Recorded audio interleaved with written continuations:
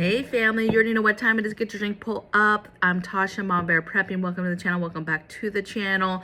We just talk about emergency preparedness, different things that could come your way, come your family's way in regards to crisis, chaos, and how to prepare for that. Really, I just tell you what me and my family do, and hopefully that gives you some ideas for you and yours. Now today, I want to talk about all this talk about SNAP and EBT, basically welfare benefits, food stamp benefits, all this discussion about the government and the cap and where are we going to cut money and are we going to cut money or are we going to raise it and what are we going to do and just all this talk. And to be honest, I don't care about any of it because they're going to do what they want to do. Now, it's interesting and pretty scary, but not surprising, these reports that are coming out about different bills that are being proposed and being worked up in order to cut money, different states in order to cut money. And there's this big dialogue about GOP in Iowa, basically trying to cut these EBT SNAP benefits. And not only cut them, but heavily restrict what anybody who is receiving them can then buy with them. Now, if you did not know, I grew up on welfare. I grew up in Section 8 housing. Oftentimes, that's where we lived, on and off different times in my childhood. Sometimes we were on it, sometimes we weren't. And so I understand, right? And there's always been restrictions, right? So you could only buy certain foods, certain things with, your food stamps. You couldn't just go willy-nilly. But there was a lot of freedom on what you could buy. And in recent years, they've expanded that. I mean, some of the channels like this have reported how they've changed that. They've expanded that. Like you can literally go on Amazon and get certain things with your EBT now that you couldn't before, right? You can get freeze-dried foods. You can buy some other stuff that you couldn't necessarily buy before, right? And of course, with COVID, we saw the increase in that. So folks got, a little bit of a bonus, got a little bit more. It's a government ran, program. So of course, every year, because of cost of living, ideally that amount is going to go up a little bit more, right? But these reports we're hearing now are disturbing in the sense of talking about, hey, we're going to restrict what you can buy, but we're really going to restrict it. We're going to restrict stuff like meat completely. Cannot buy fresh meat with the card. Like this is the stuff that they're talking about. And when you say, wow, can't buy any meat at all, like not even a restriction, but can't buy meat at all, that's beyond wild. I mean, that truly, truly shows you the big picture of what they're trying to do in regards to getting us off meat, and that becoming, a meatless world, okay? That is like a direct push towards that. And what's crazy is that this supposedly is Republicans that are pushing this aspect. And then there's different things in the bill as well. If you go into it, it's different stuff like, you have to have whole wheat products, right? Like no white rice has to be brown rice. No white bread has to be whole wheat bread. No white, regular pasta has to be whole wheat pasta. Now, at first glance, you're thinking, okay, they're finally just saying, hey, we're sick of just Americans being unhealthy. And if we're going to be in charge of this group, this dynamic of people, we're going to try to make it a more healthy type stance. The problem with that is that those foods cost more. EBT is EBT. It's still money. It's still dollars, right? It doesn't have a higher value. It doesn't have a lower value. It's money. It's cash money. And so when you force somebody now, instead of having, and it's inflation now, which makes this even more dire and crazy. You force somebody that, okay, I can't buy a 79-cent package of spaghetti, right? And now I'm forced that if I want spaghetti, it has to be the whole wheat spaghetti, which is now $1.79. That's crazy to me, right? That doesn't help. We always talk about how healthy foods are more expensive. Healthy foods are more expensive, right? And that's done on purpose, and they want us unhealthy and yada, yada, yada. All goes to control, right? So parts of it, you're like, okay, well, that makes sense, right? But it doesn't make sense once you get into the weeds of it and how this is going to affect the American families that do this. It's like 41 million families that fall under this, EBT. Now, I know what some of you are thinking. Some of you are thinking, well, this needed to happen. It needs to be reformed. This is tax dollars money. There's people sitting on their butts doing nothing. Like there's clearly people within that demographic that are just taking advantage of the system, right? There was some other stuff talking about, hey, well, what they're going to do to cut back is they're just going to cut back and say it's only for WIC recipients, which is women, infants, children, that program. And if you qualify for that program, then you would then qualify for food stamps. And if you didn't fall in that line, then you weren't going to get it, right?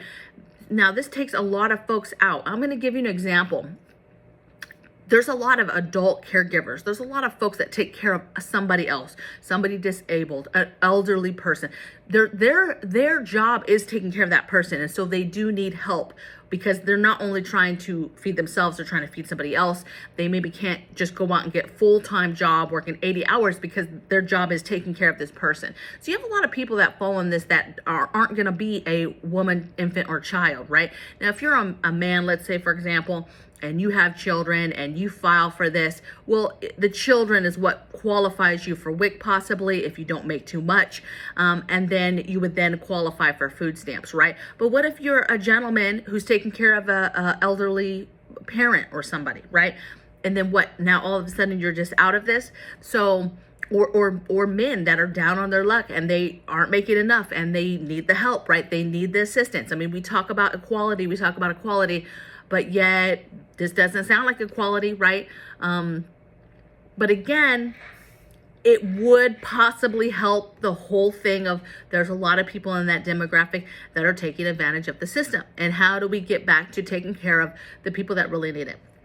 The problem is that we're in a time where everybody is struggling. Everybody is trying to wrap their heads around the cost of what it's costing to just get a cart full of groceries.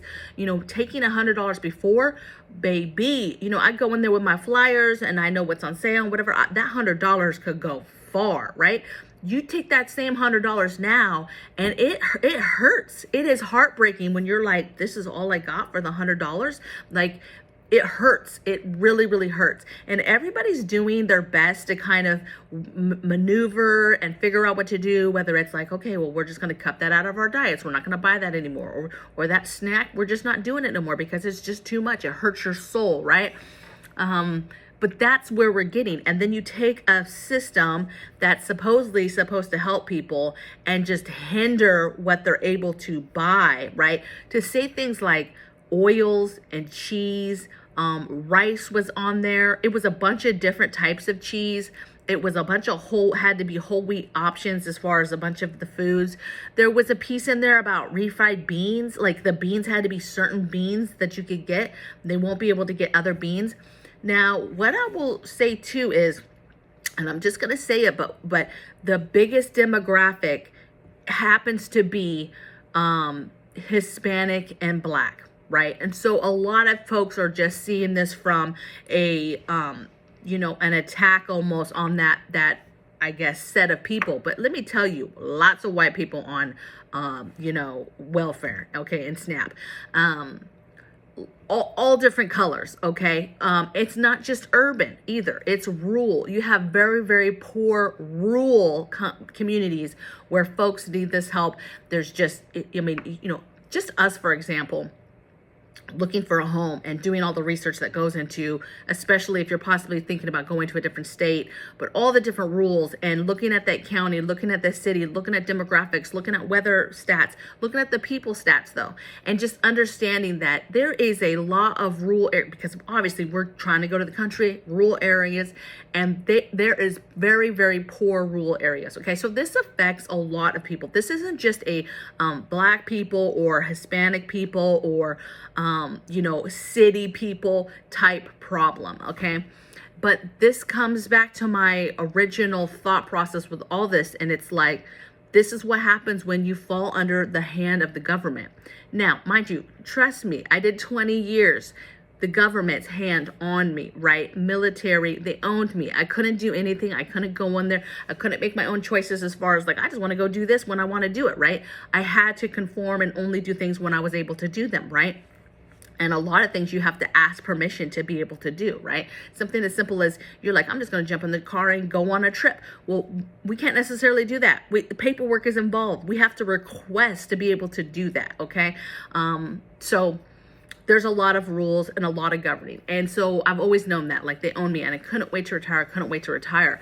But in the sense, they still own me because I get a retirement check from the government. I get a disability check from the government. You know, anybody that's on my type of situation, anybody that's on a fixed government type pension, anybody that's on any kind of government type disability, anybody that's on Social Security, okay, any of those big type programs, you know, food stamps, EBT, anything like that, okay, where the government is over you, as in charge of you, is giving you something. I mean, they own you.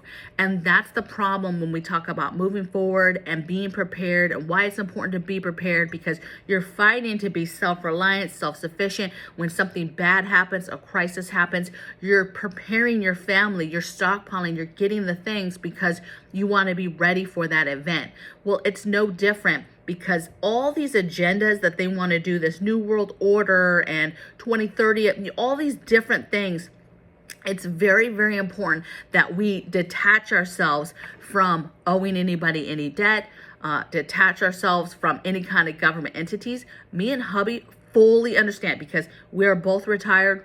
That's a paycheck each. We're both disabled. That's a paycheck each. And the problem with that is, we have to have the mindset that one day those could be ripped from us. We do not have them. And so therefore, when we think about the future, we think about future income, we think about our future, everything, the house, anything that we own. And we think about how do we make that without that income if it's stripped from us, right? And we fully expect it to be stripped from us at one point, because at some point, you know, we possibly are going to be asked to do something, and that could possibly be hung over our heads of, well, you will do this, or you're just not going to get this anymore. And so if you are a person that falls under any of these things, you should be thinking long term of, what's the plan? How do you plan? And baby, right now, the way you prepare is you make money every second you can get. If you have a viable body and you're able to get another job, get it. If you're able to do some kind of side hustle, you make something, throw it on Etsy, sell it, whatever. Start a channel, do social media, crafts, arts, whatever it is, okay, that you can do as a side hustle. I would do it and start doing it. If there's something that you have a skill set you're good at, maybe you're good at doing taxes, do that then, baby, for your friends and family. Start doing the things you need to do. But get your side hustle. Maybe it's selling real estate. I don't know what it is, but get your side hustle and make that money. Okay. It's extremely important right now. It's extremely important to pay down debt right now, because what's happening is so many people cannot afford what's going on. That one, they're either people like us that have prepared and you're living off of your preps, which is not a good thing, but it's not a bad thing. It's not a bad thing, but it's not a good thing either, right? Because you're literally working your preps down, and before you know it, you're not going to have or be as prepared as you possibly need to be, right? So you've got to move forward. You've got to prepare, or you got folks that just flat out are not ready at all. Preparedness is not part of their journey at all. And they're literally putting everything on credit. They're putting it on credit cards, you know. They're getting those personal loans. They're, you know, whatever it is, credit cards, personal loans, but they're taking money. They're putting second mortgages on their homes and getting cash that way. Whatever it is, they are making poor decisions when it comes to money, because you're just getting more in debt. You're just getting with that whole government, somebody owns you type mentality. If you own all these people money, you know, you're tied to them. Like, all types of things can happen, right? You can be taken to court. You can have liens put on your homes, your cars, whatever, things repossessed. It just leads down a very, very bad road, right? And so I would say, you know, now's the time for that side hustle. Pay off every single debt you own. Do not owe anybody. And if you fall into a group like me, where you're under some kind of government assistance, some sort of government help, some sort of, even if it's like us, it's a well-earned retirement. I earned it. Trust me, the things that I went through, I earned the money that we get every month, right? And so, you know, and our bodies are broken. You know, people that get disability, it's for a reason, right? It's for a reason. Like, we are messed up, the people that are in the military. I'm just going to keep it 100. You know, if it ain't physical, baby, it's mental, baby. And for most of us, it's both, baby. So I'm just letting you know. But we expect that to be ripped from us one day or held over our heads. Like, if you want to keep this, you're going to comply with whatever it is at the time that we have to do, right? Worried about that before too, when I was getting out with the whole, you know, vaccine, and being worried about, okay, I'm just trying to get out. And I was like, man, what if they come after all the retiree people too and say, hey, if you want to keep these benefits, you have to do this, right? So that's where my mindset is. That's the stuff I think about, right?